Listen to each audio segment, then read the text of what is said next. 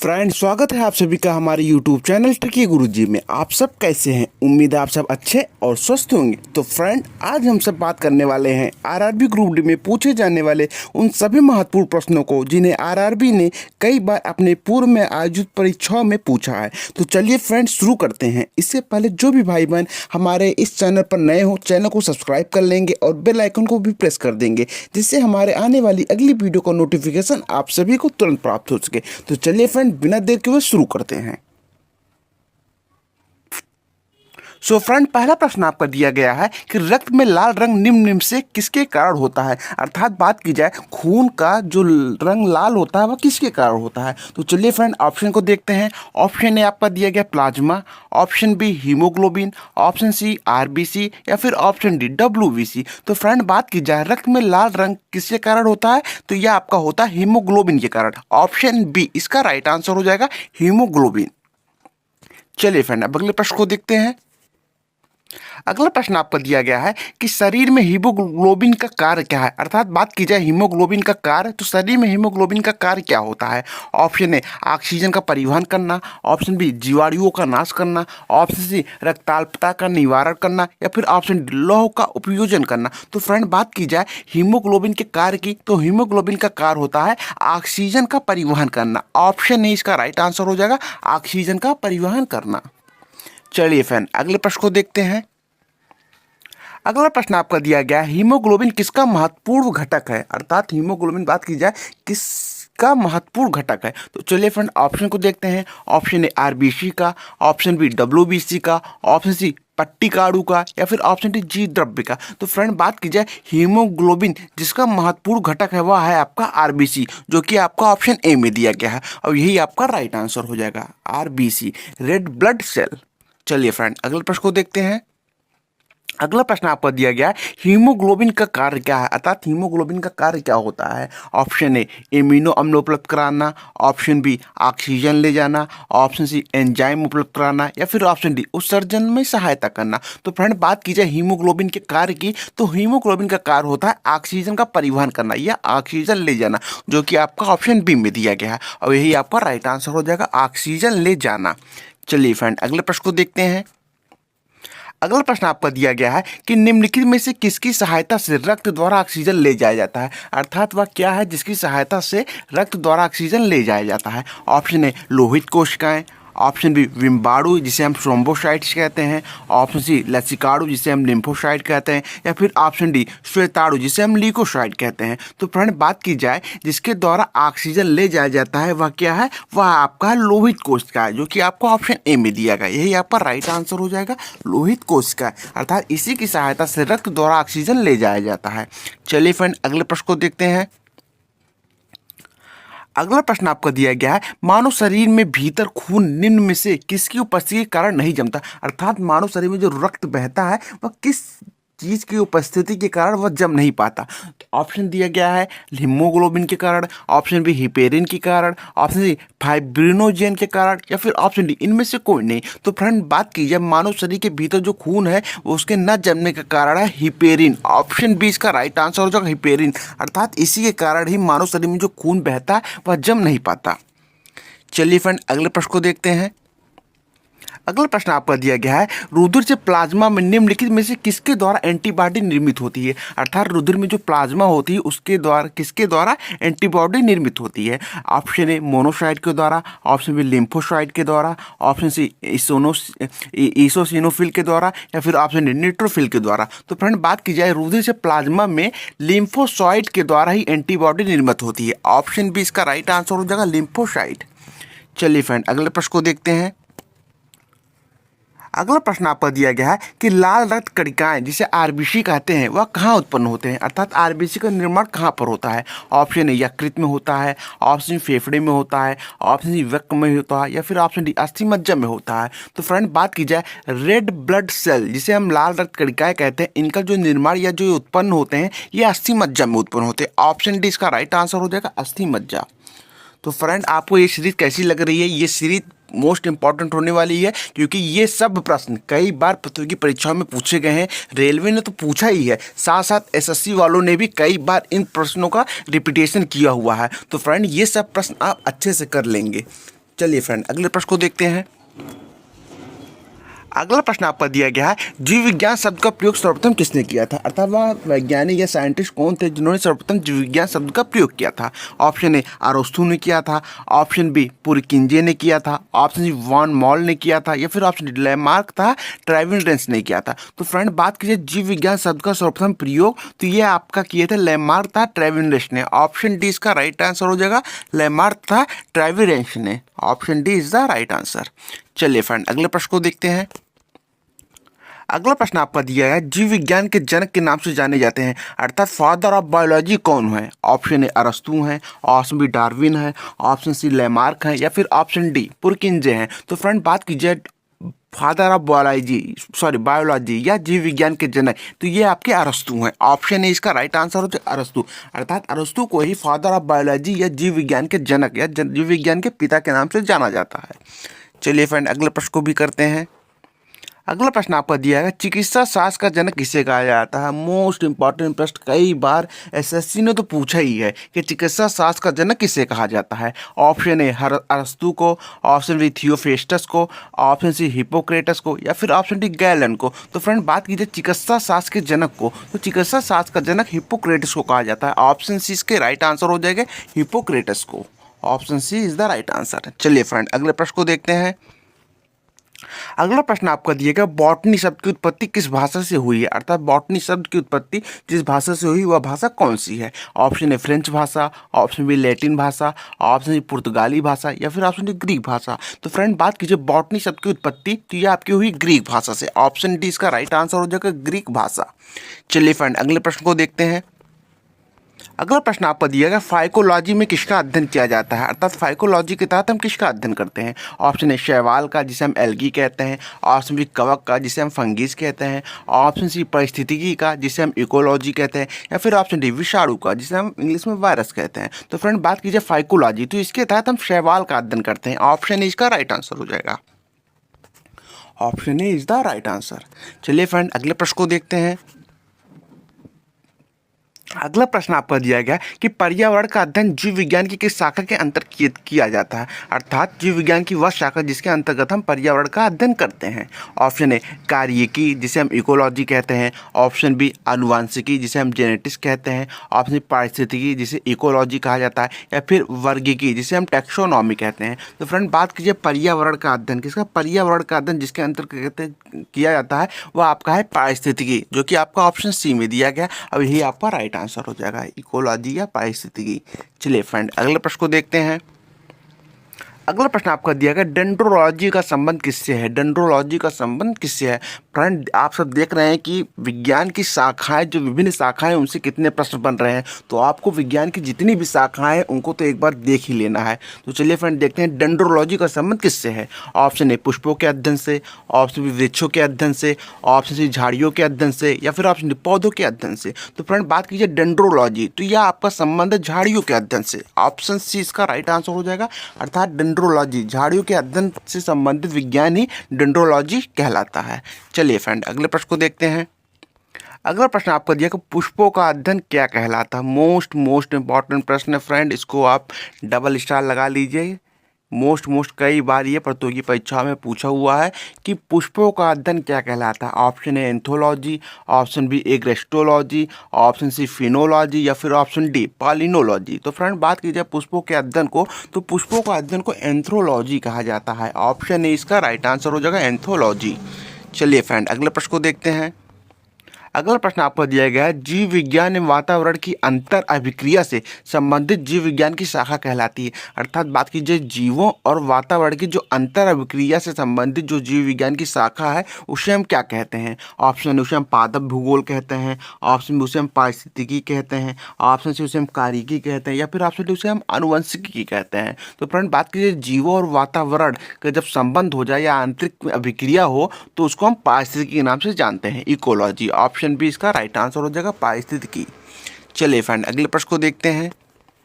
अगला प्रश्न आपका दिया गया स्पर्मोलॉजी के में अध्ययन होता है। स्पर्मोलॉजी में अर्थात स्पर्मोलॉजी में हम किसका अध्ययन करते हैं? ऑप्शन ए बीजों का, ऑप्शन बी पत्तियों का, ऑप्शन सी फलों का, या फिर ऑप्शन डी परागकणों का। तो फ्रेंड बात की जाए स्पर्मोलॉजी तो इसके अंतर्गत हम बीजों का अध्ययन करते हैं। ऑप्शन ए इसका राइट आंसर हो जाएगा बीजों का। चलिए फ्रेंड अगले प्रश्न को देखते हैं। अगला प्रश्न आपको दिया गया एग्रोस्टोलॉजी। एग्रोस्टोलॉजी में किसका अध्ययन किया जाता है? ऑप्शन ए तेल बीजों का, ऑप्शन बी फसलों का, ऑप्शन सी घासों का, या फिर ऑप्शन डी फलों का। तो फ्रेंड बात की जाए एग्रोस्टोलॉजी, एग्रोस्टोलॉजी के तहत हम घासों का अध्ययन करते हैं। ऑप्शन सी घासों का। देखिए एग्रोस्टो GROS आप समझ सकते हैं कि घास को इंग्लिश में ग्रॉस कहते हैं। तो ग्रॉस, इससे आपका पता लगा सकता है कि यह ट्रिक पॉइंट आप याद कर लीजिए। एक ग्रोस मतलब ग्रॉस, ग्रॉस से आपका हो जाएगा घास, अर्थात एग्रोस्टोलॉजी का अध्ययन हम घास से संबंधित विज्ञान को पढ़ने के लिए करते हैं। चलिए फ्रेंड अगले प्रश्न को देखते हैं। अगला प्रश्न आपको दिया गया प्रकाश संश्लेषण के दौरान पैदा होने वाले ऑक्सीजन का स्रोत क्या है? अर्थात प्रकाश संश्लेषण के दौरान जो ऑक्सीजन पैदा होता है उसका स्रोत क्या होता है? ऑप्शन ए जल होता है, ऑप्शन बी कार्बन डाइऑक्साइड होता है, ऑप्शन सी क्लोरोफिल होता है, या फिर ऑप्शन ए सूर्य का प्रकाश होता है। तो फ्रेंड बात की जाए प्रकाश संश्लेषण के दौरान जो पैदा होने वाली ऑक्सीजन का स्रोत है वह है आपका जल। ऑप्शन ए इसका राइट आंसर हो जाएगा जल, अर्थात यही मुख्य स्रोत का काम करता है जो ऑक्सीजन पैदा होता है प्रकाश संश्लेषण के दौरान। चलिए फ्रेंड अगले प्रश्न को देखते हैं। अगला प्रश्न आपको दिया गया नींबू में कैंकर रोग होता है। अर्थात नींबू का जो कैंकर रोग होता है किसके कारण होता है? वह रीजन क्या है जिसके कारण नींबू में कैंकर रोग होता है? ऑप्शन ए कवक से होता है, ऑप्शन बी जीवाणु से होता है, ऑप्शन सी वायरस से होता है, या फिर ऑप्शन डी नेमेटोड से होता है। तो फ्रेंड बात कीजिए नींबू का जो कैंकर रोग है, कौन सा रोग? कैंकर रोग, यह आपका होता है जीवाणुओं से। ऑप्शन बी इसका राइट आंसर हो जाएगा, अर्थात इन्हीं के द्वारा अर्थात जीवाणुओं के द्वारा ही नींबू में कैंकर रोग हो जाता है। चलिए फ्रेंड अगले प्रश्न को देखते हैं। अगला प्रश्न आपको दिया गया फूल गोभी का खाने योग्य भाग है। अर्थात फूल गोभी का जो भाग हम लोग खाते हैं उसको क्या कहते हैं? ऑप्शन ए फल कहते हैं, ऑप्शन डी पुष्पक्रम कहते हैं, ऑप्शन सी वृक्ष कहते हैं, या फिर ऑप्शन डी कलिका कहते हैं। तो फ्रेंड बात कीजिए फूल गोभी का जो खाने योग्य भाग है वह है पुष्पक्रम। ऑप्शन बी इसका राइट आंसर हो जाएगा पुष्पक्रम, अर्थात फूल गोभी को जो हम खाते हैं वह है पुष्पक्रम। चलिए फ्रेंड अगले प्रश्न को देखते हैं। अगला प्रश्न आपको दिया गया पशुओं में होने वाला अफरा रोग। अर्थात कौन सा अफरा रोग का कारण है? अर्थात अफरा रोग पशुओं में जो होता है वह किसके कारण होता है? ऑप्शन ए जीवाणु के कारण होता है, ऑप्शन विषाणु के कारण होता है, ऑप्शन सी कवक के कारण होता है, या फिर ऑप्शन डी दूषित आहार के कारण होता है। तो फ्रेंड बात कीजिए पशुओं में होने वाला जो अफरा रोग है यह दूषित आहार के कारण होता है। ऑप्शन डी इसका राइट आंसर होता है दूषित आहार। चलिए फ्रेंड अगले प्रश्न को देखते हैं। अगला प्रश्न आपको दिया गया है कि शहरी बकरी के नाम से कौन सी जानी जाती है? अर्थात वह प्रजाति या नस्ल कौन सी है जिसको हम शहरी बकरी के नाम से जानते हैं? ऑप्शन ए बीकानेरी, ऑप्शन बी बर्बरी, ऑप्शन सी जमुनापारी, या फिर ऑप्शन डी इनमें से सभी। तो फ्रेंड बात कीजिए शहरी बकरी अर्थात जो बकरियों का पालन शहरों में होता है, अर्थात छोटे छोटे घरों में लोग बकरियां पालन करते हैं, वो किस नस्ल की होती है? ऑप्शन ए बीकानेरी, ऑप्शन बी बर्बरी, ऑप्शन सी जमुनापारी, या फिर ऑप्शन डी इनमें से सभी। तो फ्रेंड बात कीजिए शहरी बकरी जिसे हम सिटी गोट के नाम से भी जानते हैं तो वह नस्ल है आपकी बर्बरी। ऑप्शन बी इसका राइट आंसर हो जाएगा। बर्बरी नस्ल की बकरियां ही शहरों में पाली जाती हैं, इसलिए इसे सिटी गोट की या शहरी बकरी कहते हैं। चलिए फ्रेंड अगले प्रश्न को देखते हैं। अगला प्रश्न आपको दिया गया गेहूं में खाने योग्य भाग कौन सा है? अर्थात गेहूं का वह कौन सा भाग है जिसको हम लोग उपभोग करते हैं, जिसका हम लोग खाते हैं? ऑप्शन है भ्रूणपोष, ऑप्शन बी बीज पत्र, ऑप्शन सी बीज, या फिर ऑप्शन डी एरिल। तो फ्रेंड बात कीजिए गेहूं का जो खाने योग्य भाग होता है उसे हम भ्रूणपोष कहते हैं। ऑप्शन ए इसका राइट आंसर हो जाएगा भ्रूणपोष। चलिए फ्रेंड अगले प्रश्न को देखते हैं। अगला प्रश्न आपको दिया गया लीची का खाने योग्य भाग क्या है? ये मोस्ट इंपॉर्टेंट है, इसको भी आप डबल स्टार लगाइए। मोस्ट इंपॉर्टेंट है ये, कई बार ये प्रतियोगी परीक्षाओं में पूछा है।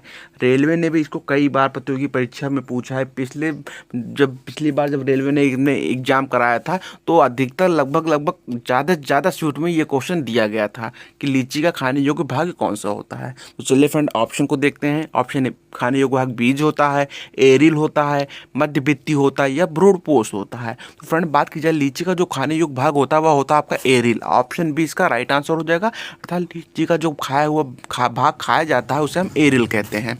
चलिए फ्रेंड अगले प्रश्न को देखते हैं। अगला प्रश्न आपका दिया है केल्विन स्केल पर कमरे का सामान्य ताप क्या होता है। केल्विन स्केल पर जो कमरे का सामान्य ताप होता है वह क्या होता है।